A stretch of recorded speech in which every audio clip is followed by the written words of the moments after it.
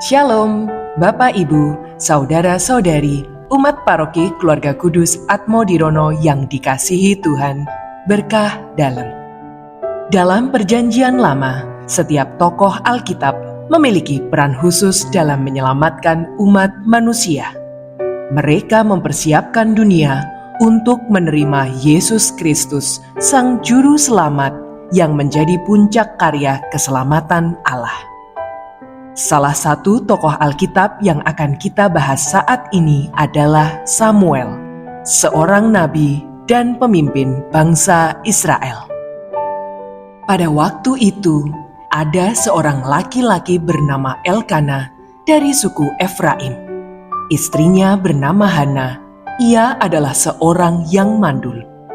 Suatu malam, Hana berdoa, "Tuhan, jika Engkau memperhatikan sengsara hamba-Mu ini, kiranya Engkau memberikan kepadaku seorang anak laki-laki, maka aku akan memberikan dia kepada Engkau seumur hidupnya."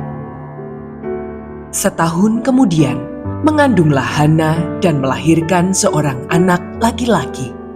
Ia menamai anak itu Samuel, sebab katanya, "Aku telah memintanya dari Tuhan." Setelah Samuel berumur 3 tahun, Hana mempersembahkannya di kemah suci di hadapan Imam Eli. Sejak saat itu, Samuel tinggal di situ dan melayani Tuhan di bawah bimbingan Imam Eli. Suatu malam, ketika Samuel sudah tidur, datanglah Tuhan memanggil Samuel. "Samuel, Samuel." Lalu berlarilah Samuel mendapatkan Eli serta berkata, "Ya Bapa, bukankah Bapa memanggil aku?"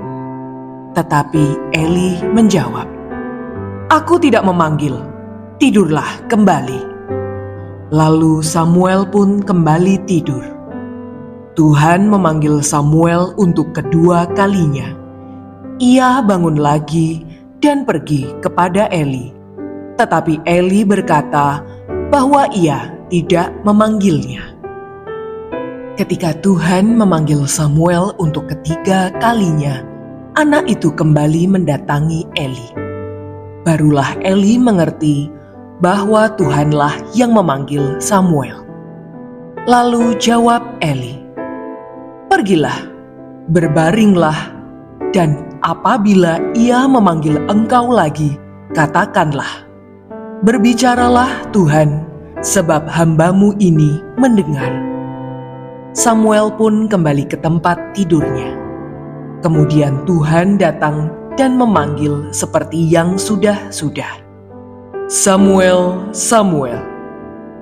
Lalu Samuel menjawab, "Berbicaralah Tuhan, sebab hamba-Mu ini mendengar." Samuel pun tumbuh dewasa dan Tuhan selalu menyertai dia. Ia menjadi perantara dari firman Tuhan. Sebab itu umat Israel menyebutnya sebagai Nabi Tuhan. Setelah Imam Eli meninggal, bangsa Israel hidup dalam penindasan orang Filistin dan penyembahan berhala. Samuel mengumpulkan bangsa Israel di depan kemah suci dan menegur mereka. Samuel mengajak mereka untuk berdoa dan mengaku dosa. Ketika orang Filistin mengetahui hal itu, mereka datang menyerang. Namun, Samuel mempersembahkan korban bakaran dan berdoa kepada Tuhan.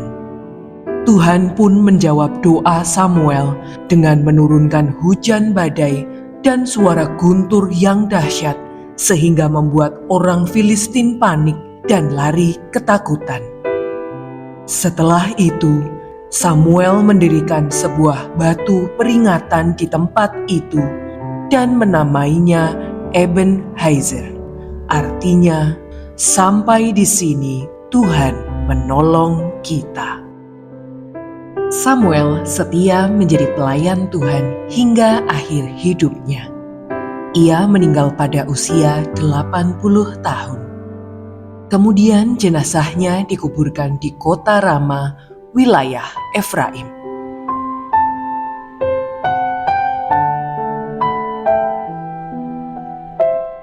Bapak, Ibu, dan saudara-saudari terkasih, kisah Samuel mengingatkan kita untuk setia berdoa kepada Tuhan, mendengarkan suaranya, dan melayani Tuhan dengan rendah hati tanpa mencari kepentingan pribadi.